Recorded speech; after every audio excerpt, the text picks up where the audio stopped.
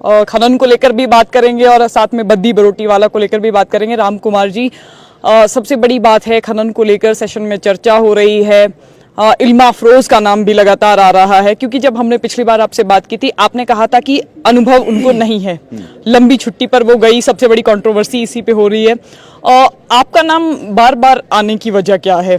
क्या आपने दबाव डाला? आपके जो शब्द थे वो भी अनुकूल नहीं थे। अब राम कुमार की इसके पीछे क्या प्रतिक्रिया है? ऐसा है, किसी अधिकारी का छुट्टी लेना कोई नई बात नहीं है। अधिकारी छुट्टी जाते हैं, लेकिन इल्मा अफरोज जी छुट्टी गई हैं, मीडिया ने इतना क्यों उसको उठाया? मैं आपसे प्रश्न कर रहा हूँ, आप ही मुझे बताएं। कुछ मीडिया घरानों के ऊपर मैंने अभी 2 करोड़ का दावा मैंने वहाँ किया है, जिन्होंने गलत तरीके से मेरे नाम को उछाला है। किसी का छुट्टी जाना वो प्रक्रिया है, एक छुट्टी भेजने वाला मैं कौन होता हूँ किसी को? अगर छुट्टी गई है तो बार बार एक्सटेंड भी उन्होंने करवाई है, तो वो उनका अपना निजी मामला है, उसमें मुझे क्यों घुसीटा जा रहा है? बेवजह राजनीति करने के लिए बीजेपी जो है, मुद्दा विहीन बीजेपी इस मुद्दे पे जो बात करना चाहती है। देखिए, सियासी गलियारों में ये चर्चाएं हो रही हैं कि इल्मा अफरोज जो है वो रातों रात उन्होंने सामान पैक किया। कुछ तो दबे सुर में ये भी कह रहे थे कि इसके पीछे राम कुमार का हाथ है। आप उन लोगों को क्या जवाब देंगे? क्या जो ये चर्चाएं हो रही है, क्योंकि पिछली बार आपने भी शब्द इस्तेमाल किए थे कि उनको अनुभव नहीं है, बहुत सारे कार्यक्रमों में आपको बुला भी नहीं रही है। जी, उसमें कोई नई बात नहीं है, क्योंकि पहला एसपी जिला था। बहुत सारी चीज़ें, इंडस्ट्रियल एरिया सेंसिटिव एरिया हमारे यहाँ है, ट्रैफिक की बहुत बुरी दुर्दशा है, और बहुत सारे कर्मचारियों को उन्होंने अपने प्रचार में लगा रखा था। बहुत सारे कर्मचारियों को अपनी माताजी की सुरक्षा में उन्होंने लगा रखा था।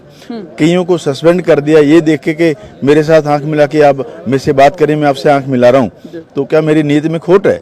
तो इस तरीके से लोगों को नजायज़ तौर पर सस्पेंड किया गया। बहुत सारी ऐसी अनियमितताएं, हफ्ते में 2 बार जो है वो गाड़ी का, जो सरकारी गाड़ी, उसका मिसयूज किया गया है। चंडीगढ़ जाती थी, अपनी मदर को अलग गाड़ी दी हुई थी। ड्यूरिंग बाई इलेक्शन नालागढ़ बहुत सारे एसएचओज को, जबकि उनका 2 साल का टेन्योर होता है, बिना किसी कारण के उनको ट्रांसफर किया गया, बिना किसी ऑर्डर के लोगों को नालागढ़ लगाया गया। आप इलेक्शन कमीशन ऑफ हिमाचल से पूछ सकते हैं कि जो लोग वहाँ फंसे, उनकी जब इंक्वायरी हुई तो पाया कि उनकी ड्यूटी किसी और थाना में है। तो ये सब क्या है? आपने कहा था कि आपकी जासूसी भी कर रही थी, कहीं ये कारण तो नहीं है? क्योंकि कारण तो आपके पास भी बहुत सारे हैं। ऐसा है कि किसी को सर्विलेंस में लेना कानूनन जुर्म है। मेरा अधिकार था, प्रिविलेज कमेटी को मैंने अपना वो जो उन्होंने ऑफेंस किया था उसका मैंने चिट्ठी उनको दी हुई है। इंक्वायरी उसकी आ चुकी है, इंक्वायरी पे अमल होगा। वो अभी प्रिविलेज कमेटी को जाने वाला है मामला, वो एक अलग इशू है। जो ये चलान की बात लोग कर रहे हैं, कल विक्रम जी भी कह रहे थे, मैंने अपने प्लांट जो है पिछले जब से मैं विधायक बना हूँ किराए पे दिए हुए हैं, NHAI को दिया हुआ है, और मेरी गाड़ियां भी किराए पे हैं। हमारा कोई चलान नहीं हुआ है। जो लोग ये कह रहे हैं नजायज तौर पे, उनको विक्रम जी को भी नोटिस करने वाला हूँ, और ऑलरेडी मैंने 2 करोड़ का दावा माननीय न्यायालय में किया हुआ है। एक सेशन के अंदर चर्चा और भी हो रही थी, इतना कबाड़ का पैसा है और सारी चीजें हैं, उसको आप मैनेज करते हैं। आप इस आरोप को किस तरह देखते हैं? नहीं, ऐसा किसी ने नहीं बोला है। कबाड़ कोई चिट्टे का काम नहीं है, कबाड़ इज ए ट्रेड। मेरे लोगों की जमीनें गई हैं, पॉल्यूशन हम लोग खा रहे हैं। अपर में जहाँ यूनिट्स लगते हैं वहाँ पे स्थानीय लोग काम करते हैं। मेरे लोग एज विधायक मेरे पास आते हैं। पिछली मर्तबा बीजेपी की सरकार थी, जयराम जी के दफ्तर से फोन जाते थे, इंडस्ट्री मिनिस्टर के दफ्तर से फोन जाते थे कि इन लोगों को काम दो। मैं अपने लोगों के काम के लिए फोन करता हूँ, कोई गुनाह नहीं है, मेरा राइट है, मेरे लोगों का राइट है, क्योंकि उनकी जमीनें जो है इंडस्ट्री में गई हैं। एग्रीकल्चर जमीन हमारे पास नहीं है लोगों के पास, उनको कारोबार करने के लिए, काम करने को उनका राइट है। अवैध खनन को लेकर सेशन में चर्चा हो रही थी। डिप्टी सीएम का नाम बार बार कोट किया जा रहा था, क्योंकि डिप्टी सीएम ने हाल ही के दिनों में कहा कि बड़े पैमाने पर अवैध खनन हो रहा है। अब आपने भी पिछली बार कहा था कि कई बार अवैध खनन होता भी है, प्रदेश की राजनीति में अक्सर ये देखा गया है। तो ऐसे में जो इंडस्ट्री मिनिस्टर है, उनकी भूमिकाओं को लेकर भी बात होती है। आपने कहा कि आपका कोई चालान नहीं कटा पिछली बार, क्योंकि ये चर्चा आई थी कि आपका चालान हुआ है। तो ऐसे में दोनों में सामंजस्य किस तरह बिठाते हैं राम कुमार? ऐसा है कि अवैध खनन जो है वो बीजेपी की टाइमिंग में होता था। हमारे पिछले बद्दी में अगर बद्दी का पुल गया है तो पूर्व विधायक के बेटे की वजह से वो हर रोज रात को मशीनें लगा के एसपी दफ्तर के पीछे पुलिस की नाक के नीचे अवैध खनन होता था। मेरे एरिया में, कसम्बोवाल एरिया में अवैध खनन बहुत ज़्यादा हो रहा था। जैसे ही मैं विधायक बना, मैंने वहाँ रेड की। उस चीज़ का कॉग्निजेंस लेके एनजीटी ने डीसी सोलन को जो है नोटिस किया, अखबारों में वो चीज़ आई। दून में, यूपी में वो नोटिस गया। अगर मैं अवैध खनन के खिलाफ था तब मैंने वो एक्शन लिया, मैं भी उसके खिलाफ हूँ।